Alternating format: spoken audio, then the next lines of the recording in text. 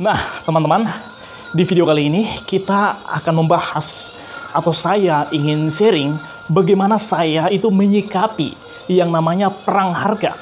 Nah, perang harga itu terjadi karena suatu produk itu masih banyak di pasaran dan masih banyak dijumpai di grosir-grosir, dan grosir-grosir masih bisa memberikan harga yang murah kepada seller-seller, sehingga seller-seller itu di pasaran itu beradu atau berperang harga.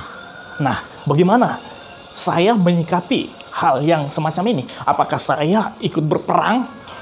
Ya, daripada ikut berperang, ya nurunkan harga, mending saya cari strategi. Ya, nah strategi ini yang saya ingin bagikan di video kali ini, supaya ketika nanti teman-teman menjadi seorang pengusaha atau akan memulai usaha, terjadi namanya perang harga karena barang itu masih banyak ya dijumpai dan masih dapat dengan harga murah-murah ya. Nah, oke. Strateginya adalah dengan menggabungkan produk yang murah itu, yang perang harga itu, dengan produk yang ini, yang masih kita katakan lakunya agak slow ya. Oke, saya langsung saja berikan contoh ya.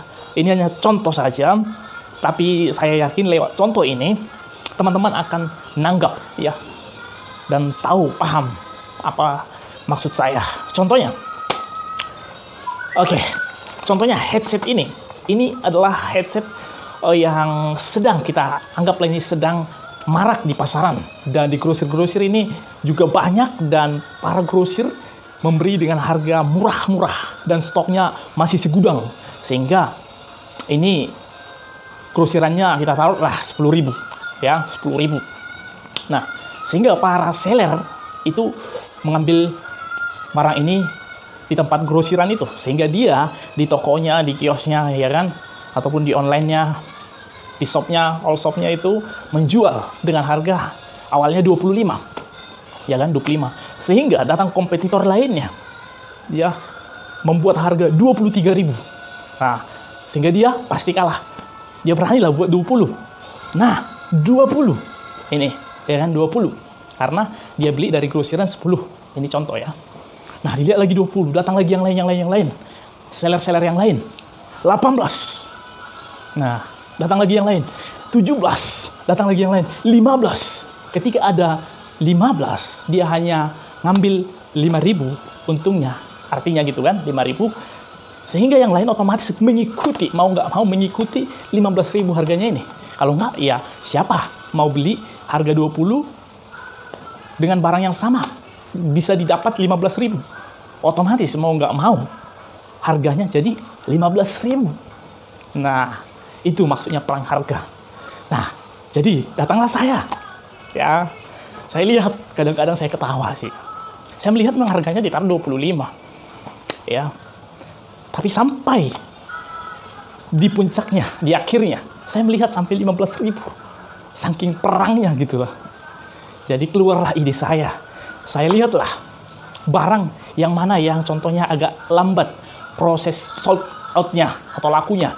Contohnya ini tongsis ya, tongsis. Saya buka ya biar jelas. Ini tongsis yang bisa dipanjangkan. Oke. Ini panjangnya 78 cm. Ya, hampir 1 meter nggak nyampe kan. Nah, ini kita taruhlah contohnya lagi di grosir ini 15. Nah, jadi ada yang jual 25 juga, ada yang 30 kayak gitu. Tapi karena ini barangnya ini kan slow, sold out atau lama, jadi ini tidak perang harga, karena walaupun ini ditaruh 20, yang ngambil juga satu-satu, sehingga dengan barang ini tidak terjadi perang harga. Karena walaupun diturunkan contohnya jadi 20, hanya orang-orang tertentu yang mau beli, orang-orang yang mau menggunakan. Kan jarang orang yang hepot selfie ya kan. Beda dengan handset ini. Headset ini rata-rata sekarang orang kan pakai headset gitu kan. bisalah menjadi suatu kebutuhan. Nah, jadi saya timbullah strategi, ya kan, menggabungkan ini dengan ini tanpa ikut-ikut perang harga yang tadi. Saya buatlah ini dengan ini, atau tongsis plus headset harga 50.000 gratis ongkir. Nah, sekota saya contohnya. Nah, dengan melihat hal itu, wow, 2 item seharga 50.000, ya, seharga 50.000 dan bayar di tempat. Apalagi sekarang musim-musim corona, jadi Anda tidak perlu datang ke toko kami. Kami yang antar ke tempat Anda. Dengan harga 50.000, Anda dapat 2 item, yaitu tongsis dan headset. Ya kan? Tambah lagi embel-embelnya. Anda bisa selfie-selfie di rumah Anda. Anda bisa foto-foto di rumah Anda. Tunjukkan bahwa Anda masih bersyukur bahagia meski di rumah saja. Nah, sehingga orang melihat itu, pastilah beli yang ini, 2.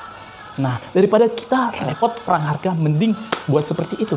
Nah, kita ini ya, perhitungkan.